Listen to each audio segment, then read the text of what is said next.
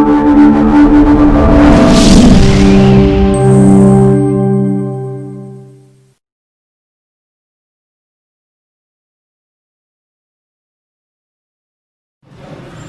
वालेकुम स्टूडेंट्स, कैसे हैं आप लोग। स्टार्ट करते हैं आज का लेक्चर, जो कि हमारा मियोसिस था। हम मियोसिस तक पढ़ चुके हैं पिछले लेक्चर्स में, ठीक है।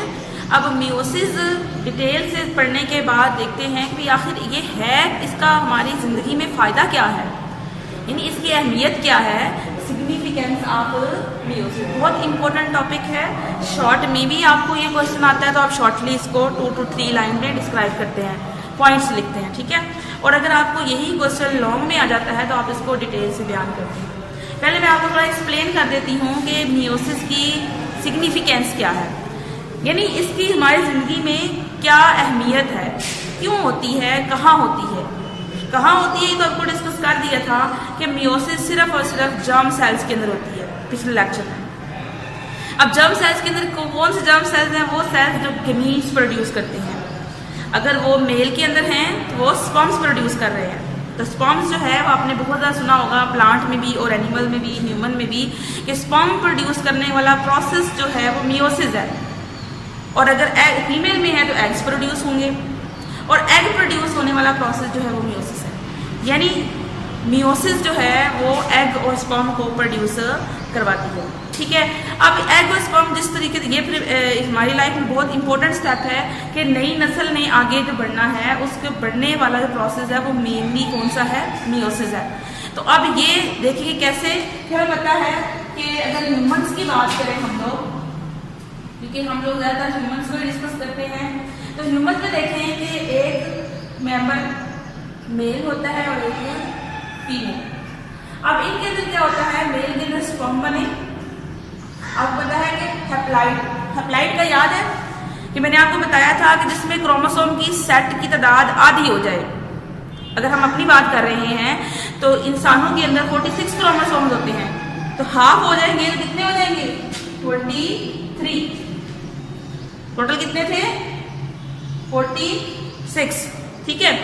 अगर एग है, जाहिर बात है एग में भी हेप्लाइड का, हेप्लाइड को हमने किससे शो करना था? एन से। तो इसमें भी कितने क्रोमोसोम हो जाएंगे? 23। जब इस फीमेल एग और मेल स्पर्म यूनाइट करेंगे तो इससे एक नया सेल प्रोड्यूस होगा, दैट इज कॉल्ड जाइगोट। ये डिप्लॉइड होगा और डिप्लॉइड को हम 2n से शो करते हैं। अब इसमें फिर 46 क्रोमोसोम रीगेन हो गए।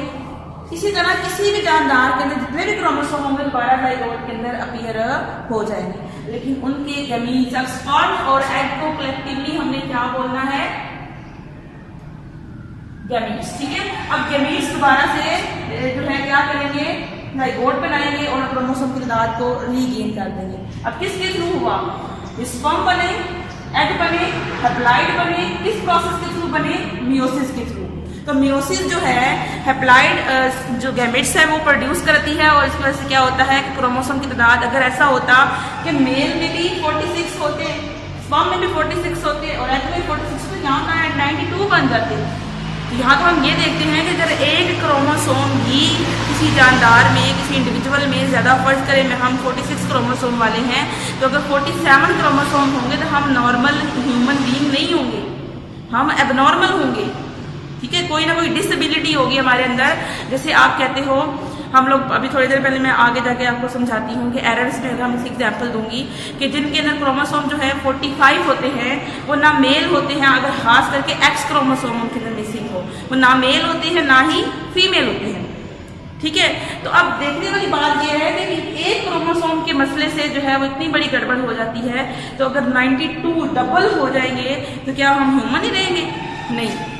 तो फिर ये जो प्रोसेस है ये इंसाफ करता है इसके साथ कि पहले ही स्पर्म और एग में क्रोमोसोम की तादाद आधी कर देता है। जब ये दोनों मिलते हैं तो इनकी तादाद जो है पूरी हो जाती है। मिसाल के तौर पे पहले क्या होता है, फर्ज करेंगे एक सेल है, उसके अंदर 6 क्रोमोसोम है, तो हाफ कैसे होगी? 2 का सेट है। अब हाफ कैसे होगी? एक क्रोमोसोम इधर से आएगा, एक क्रोमोसोम इधर से आएगा, और एक ये नहीं कि ये 3 ये इधर वाले और ये 3 ये इधर वाले, नहीं, इस तरह तो सारी गड़बड़ हो जाएगी। यहाँ पे हर एक जोड़े में से, chromosome always exist in pairs, जब ये पेयर में है तो क्या होगा, हर पेयर में से एक एक क्रोमोसोम यहाँ पे आएगा। इस तरह हम यहाँ 46 की बात करें तो टोटल जोड़े 23 हैं। 23 पेयर में से एक एक इधर, एक एक इधर, ठीक है। जब दोबारा रीगेन होंगे फिर इनके पेयर कंप्लीट हो जाएंगे। जब पेयर कंप्लीट हो जाएंगे दोबारा फिर पूरा ह्यूमन इंडिविजुअल बन जाएगा। ये तो होगी इंसानों की एग्जाम्पल। मियोसिस की सिग्निफिकेंस आपको समझ आ गई होगी। फिर हम बात करते हैं, अगर हम ये बात करें कि अगर हम प्लांट्स की बात करते हैं, ठीक है, प्लांट्स में देखें। अच्छा पहले ये मैं आपको सिग्निफिकेंस दिखा रही हूँ कि 2 स्टेप्स में हम डिफाइन करें तो क्रोमोसोम क्या करता है, हम उसे ये कह सकते हैं, आपको यहाँ पे बुक के ऊपर नजर आएगी सिग्निफिकेंस। ये देखिएगा 2 लाइन्स लिखी हुई हैं। अगर आपको शॉर्ट में आए तो आप इसको लिखेंगे कि chromosome maintain the number of chromosome in next generation. Maintain the number of chromosome, ठीक है। मतलब कि नेक्स्ट जनरेशन में क्रोमोसोम, एक नस्ल है उसमें क्रोमोसोम 46 है, अगली नस्ल में मेरे अंदर 46 है, जो मेरे बच्चे होंगे उनमें भी 46 ही होंगे। इसी तरह से हमारे जो अम्मी अबू हैं उनमें भी 46 है, उनके अम्मी अबू में भी 46 है, उनके अम्मी अबू में 46 होंगे। इस तरह से हमारी जितनी भी नस्लें चलती आ रही हैं, हर इंसान पीछे से 46 क्रोमोसोम ही लेके आ रहा है। ऐसा मेंटेन हो रहा है, और मेंटेन करने वाला जो एजेंट है वो कौन सा है, मियोसिस, ठीक है। ह्यूमन की मैंने एग्जाम्पल आपको समझा दी है कि meiosis maintain the number of chromosome in next generation.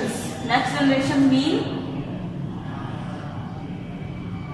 अगली नस्ल में, यानी जो किसी भी जानदार, चाहे वो कोई जानवर है चाहे वो कोई पौधा है, उसकी अगली नस्ल में जो क्रोमोसोम की तादाद को कांस्टेंट रखना है, जितनी है उतनी ही रखना है, उसको काबू में रखता है मियोसिस, ठीक है। प्लांट की एग्जाम्पल मैं आपको देती हूँ। प्लांट की एग्जाम्पल क्या करेंगे, उसके लिए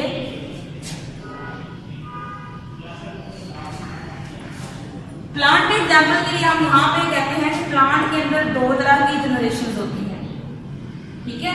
बड़ी डिटेल हम 10th में जाके पढ़ेंगे, लेकिन प्लांट्स में जो नस्ल प्रोडक्शन होती है, जनरेशन की प्रोडक्शन होती है, वो 2 फेजेस में होती है। एक इसकी जनरेशन का नाम है स्पोरोफाइट, ये डिप्लाइड होती है। ये पूरा प्लांट होता है, पूरी प्लांट बॉडी होती है वो स्पोरोफाइट होती है, और इसको इसके अंदर प्रोड्यूस होते हैं मियोसिस के जरिए। इसके अंदर मियोसिस होगी, यानी प्लांट है, प्लांट का जो फूल है उसके अंदर मियोसिस होगी। और मियोसिस में, मियोसिस किस तरह होगी, आपको पता है, आपने प्लांट पढ़ा था, प्लांट में कार्पल और स्टेमन होता है। स्टेमन में स्पर्म बनेंगे और कार्पल में ओवरी के अंदर एग बनेगा, ठीक है। तो अब यहाँ मियोसिस होगी तो इसके अंदर क्या बनेंगे, स्पोर्स। अब जाहिर बात है, हमें पता है जब मियोसिस होती है तो डिप्लाइड क्रोमोसोम क्या हो जाते हैं, हैप्लाइड। अब स्पोर प्रोड्यूस होंगे, अब आगे सारी माइटोसिस ही होती है। सिर्फ जब स्पोर प्रोड्यूस करने का काम है, यानी एक दफा जब हैप्लाइड आधा करने का काम मियोसिस ने कर दिया, तो इसके बाद क्या प्रोड्यूस हो जाएगी, नेक्स्ट जनरेशन, गैमीटोफाइट। गैमीटोफाइट में 2 फेजेस हैं, एक मेल गैमीटोफाइट, ठीक है, और एक फीमेल गैमीटोफाइट, ठीक है। ये भी हैप्लाइड है और ये भी हैप्लाइड है। हैप्लाइड है तो क्या होगा, ये प्रोड्यूस करेगा स्पर्म और ये प्रोड्यूस करेगी एग, यानी हैप्लाइड, ठीक है। अब ये दोनों क्या करेंगे, यूनाइट। सेम उसी तरह से क्या बन जाएगा, डिप्लाइड जाइगोट।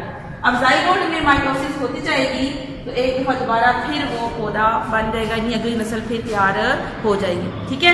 अभी आपने यहाँ से देखकर ये सारा साइकिल अपनी ही बुक के ऊपर ड्रॉ कर ले। बुक के ऊपर इसलिए ड्रॉ करने को कह रही हूँ, ये जो जगह बनी होती है ना अक्सर, हाँ यहाँ पे ये जगह बनी हुई है, ठीक है, ये मैंने यहाँ ड्रॉ किया था, ठीक है। आप भी इसकी पेज नंबर 103 पे जाइए, खाली जगह पड़ी है। बुक पे ऊपर ड्रॉ करने का मकसद ये होता है कि आपने कहीं भी अगर कॉपी पे ड्रॉ किया है ना तो कॉपी इधर उधर हो जाती है। जब नॉर्मल में आप हर वक्त पढ़ रहे होते हैं, जब रीडिंग कर रहे होते हैं, पेपर की तैयारी कर रहे होते हैं, तो आपको यहाँ पे लिखा हुआ मिलेगा तो आप याद कर लेंगे। अब इसके अंदर ये जो ये पैराग्राफ है, देखिएगा ये वाला सेकंड, ठीक है। पहले 3 तक तो मैंने ह्यूमन की बात की, यहाँ प्लांट से शुरू हो रहा है, नजर आ रहा है आपको, ठीक है। ये जो सारा पैराग्राफ है ना, उसको करने से पहले आप ये सारा समझिएगा। जब ये समझ लीजिएगा तो वो पैराग्राफ पढ़ेंगे तो आपको वो बहुत अच्छे से समझ आ जाएगा। तो सेम बातें जो मैंने यहाँ की हैं कि जनरेशन स्पोरोफाइट होती है, स्पोरोफाइट में मियोसिस हुई, स्पोर प्रोड्यूस हुए, उसके अंदर माइटोसिस हुई, गेमेटोफाइट बनी। गेमेटोफाइट में 2 फेजेस हैं, मेल गेमेटोफाइट और फीमेल, और क्या होगा कि प्लांट में मेल और फीमेल एक ही पौधे के ऊपर होते हैं, ठीक है।